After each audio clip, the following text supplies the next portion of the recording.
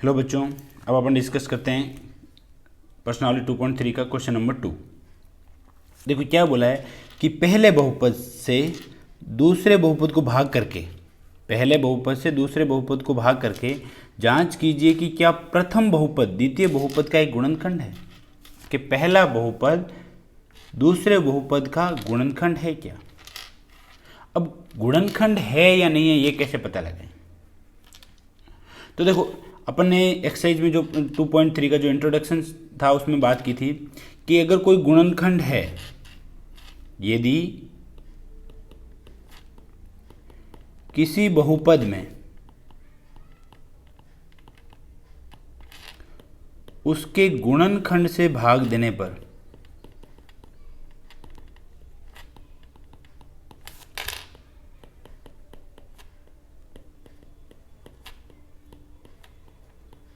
शेष फल हमेशा कितना होता है, शून्य होता है। यही तरीका है कि गुणनखंड है या नहीं चेक करने का यही तरीका है कि उसमें भाग दो, भाग देने से अगर शेषफल जो है वो शून्य प्राप्त होता है तो कन्फर्म उसका गुणनखंड है, नहीं तो गुणनखंड नहीं है। देखो ऐसा क्यों, आपने वहाँ पे बात की थी, एक बार और बात कर लेते हैं। जैसे 14 को अपन क्या लिख सकते हैं, ऐसे 2 × 7, तो 2 और 7 इसके गुणनखंड है। तो 2 से भाग देंगे तो भी शेषफल 0 बचेगा, 7 से देंगे तो भी 0, शेषफल क्या होगा 0 बचेगा, क्योंकि 2 और 7 14 के क्या है, गुणनखंड है। तो यहाँ पर बहुपद के रूप में यहाँ पर संख्या की बात की। तो प्रथम बहुपद द्वितीय बहुपद का गुणनखंड, इसका मतलब प्रथम बहुपद से द्वितीय बहुपद में भाग देंगे तो शेषफल कितना बचना चाहिए, 0 बचना चाहिए, 0 बचना चाहिए, तभी वो उसका गुणनखंड होगा। अगर शेषफल 0 नहीं है तो उसका गुणनखंड नहीं होगा। तो देखो अपन पहला चेक करते हैं। पहला क्या बोल रहा है कि t² - 3, ये पहला ये गुणनखंड है, गुणनखंड मतलब इसका भाग देंगे इसमें दूसरे बहुपद में 2t4 + 3t³ - 2t² - 9t - 12। देखो पहले इसके अधिकतम घात वाले में इसमें भाग देते हैं 2t4, इसमें t² का भाग देते हैं तो कितना आ जाएगा बोलो, 2t²। तो पहला हो जाएगा 2t²। अब इस 2t² को इस पूरे से गुणा करते हैं तो क्या हो जाएगा, 2t4 - 6t²। तो माइनस ये प्लस ये तो कट गया। अब देखो बड़ी से छोटी घात के रूप में 3t³ प्लस का 6t² और माइनस का 2t² क्या हो जाएगा, प्लस का 4t²। क्लियर, -90 ले। अब देखो अब इसमें अधिकतम घात वाला कितना पद है, 3t³। तो 3t³ में t² का भाग देते हैं तो क्या आ जाएगा बोलो, 3t। तो प्लस का प्लस 3t। अब इस 3t से इसे गुणा करता हूँ क्या हो जाएगा बोलो, 3t³ - 9t,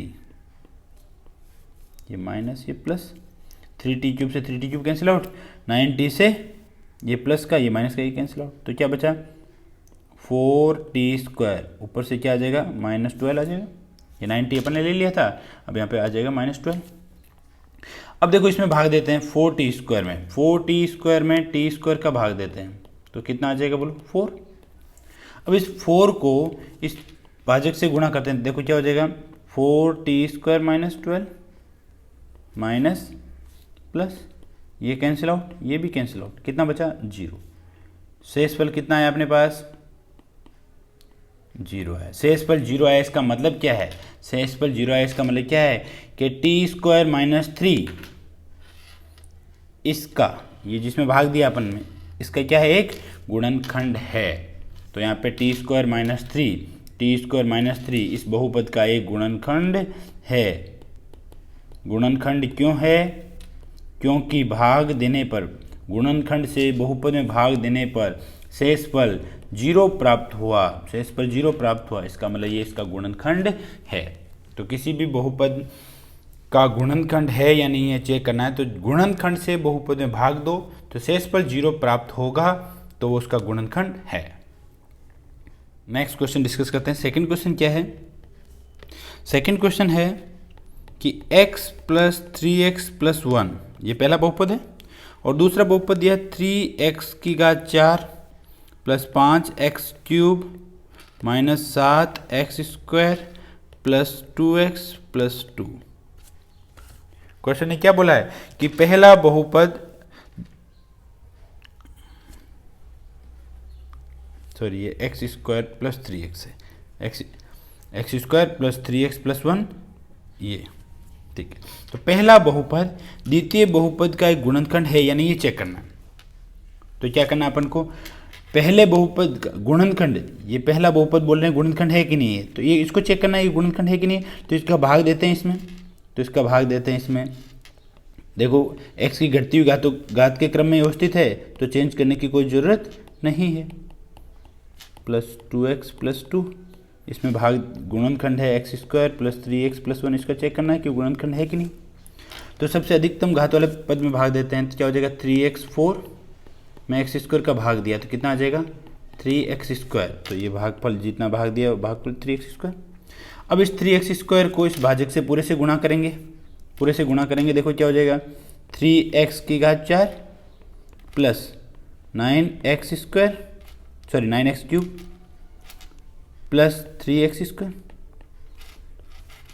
minus minus minus, ये तो कट गया।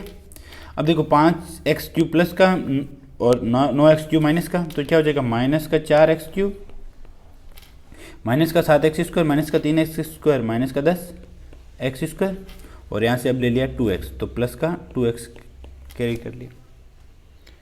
अब इसमें अधिकतम घात वाला पद ये हो गया, तो -4x³ में x² का भाग देते हैं, तो क्या आ जाएगा -4x, तो ये आ जाएगा भागफल -4x। अब इस 4x -4x को इस पूरे से गुणा करते हैं। देखो -4x² इंटू x³ माइनस का 12 माइनस का 4x और माइनस का 3 प्लस का 3x, क्या हो जाएगा माइनस का 12x² माइनस का 4x। देखो माइनस का प्लस प्लस प्लस, ये तो कैंसिल कट गया, जीरो हो गया। अब देखो माइनस का 10x² और प्लस का 12, तो क्या हो जाएगा प्लस का 2x² प्लस का 2x प्लस का 4x प्लस का 6x। अब ये बचा 2, इसको ले लेते हैं, तो प्लस 2। अब देखो x की अधिकतम घात वाला पद कितना हो जाएगा 2x², 2x² में x² का भाग देते हैं तो कितना आएगा 2। अब इस 2 को इस पूरे भाजक से गुणा करते हैं तो क्या हो जाएगा 2x² plus 6x plus 2 minus minus minus, तो 2 से 2 कट गया, 6x से 6x, 2x², कितना बचा 0। तो कहने का मतलब अपने पास शेषफल कितना आया 0। शेषफल 0 आया, इसका मतलब क्या हुआ, शेषफल 0 आया इसका मतलब क्या हुआ कि पहला बहुपद, ये पहला बहुपद इस दूसरे बहुपद का एक गुणनखंड है, ये एक गुणनखंड है।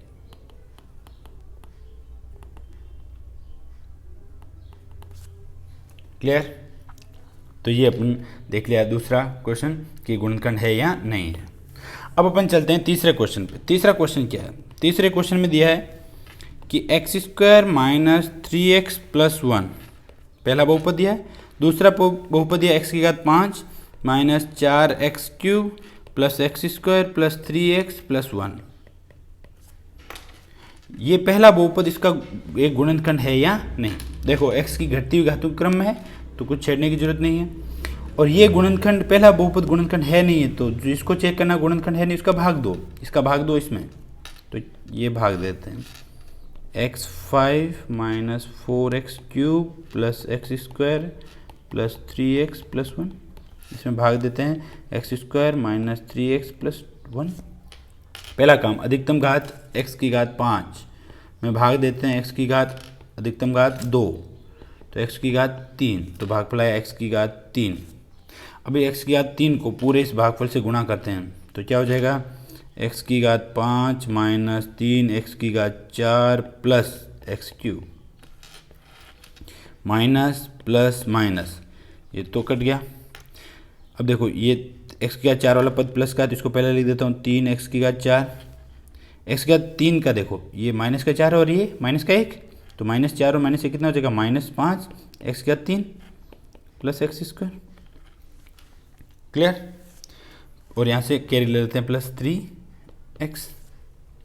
अब देखो इसमें भाग देते हैं किस अधिकतम घात वाला पद कितना 3x4 3x की घात 4 में भाग देते हैं x की घात 2 का, तो कितना आ जाएगा 3x की घात 2, तो ये भागफल प्लस 3x की घात 2।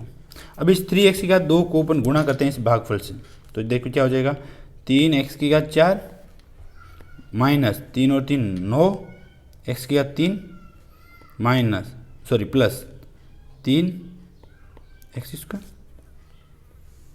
तो क्या हो जाएगा माइनस प्लस माइनस, तो ये आ जाएगा अपने पास। देखो ये कैंसिल आउट हो गया, 9x³ में 5 ये प्लस का 9 और ये माइनस का 5, तो क्या हो जाएगा 4x³ माइनस का देखो x स्क्वायर 3x² माइनस का 3 और ये प्लस का है तो माइनस का 2x² प्लस 3x। अब इस अधिकतम घात वाले भाग में प्लस 1 से क्या ले लेते हैं ऊपर से, ये देखो 4x³ में x² का भाग देते हैं तो कितना आ जाएगा 4x, तो भागफल हो गया प्लस 4x। अब 4x को इस पूरे से गुणा करो तो 4x³ minus 12x² plus 4x minus plus minus, ये तो कैंसिल आउट हो गया। अब देखो x² प्लस का 12 माइनस का 2 तो प्लस का 10 x² माइनस का x प्लस 1, क्लियर। अब इसमें भाग देते हैं अधिकतम घात वाला 10x² में x² का कितना आएगा 10।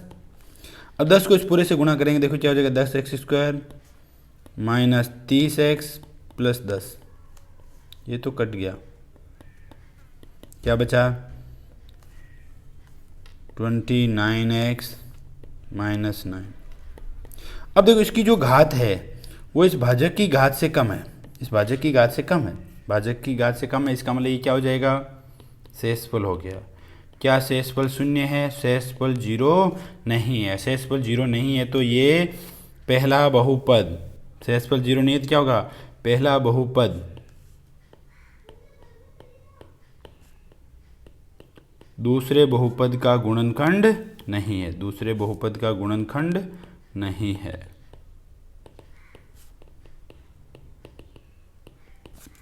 क्लियर। तो गुणनखंड देखने का यही तरीका है, जिसको जो गुणनखंड है उससे भाग दे के देखो, अगर शेषफल 0 है तो गुणनखंड है, नहीं तो नहीं है। ये अपना दूसरा